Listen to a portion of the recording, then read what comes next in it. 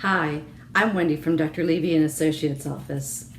If you've lost all of your teeth, whether it's from tooth decay, gum disease, or even a facial injury, a denture might be an option to restore your smile. A denture makes it easier to speak and eat, maintaining proper nutrition, which is good for your overall health. So what are dentures? After the removal of infected teeth, an impression of your mouth is taken in the dental office and sent to a lab to custom make teeth just for you. Dentures are mostly made of hard plastic resin that resemble your natural teeth and gums, so your appearance doesn't change much.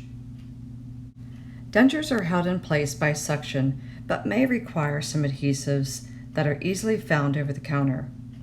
Follow-up appointments are necessary to ensure the fit of your denture is comfortable. Seeing your dentist at least once a year is important for a denture check and an oral cancer screening. Even though dentures are not your natural teeth, practicing good oral hygiene is still very important. Gently brush your denture and use cleaning tablets to kill bacteria that may build up.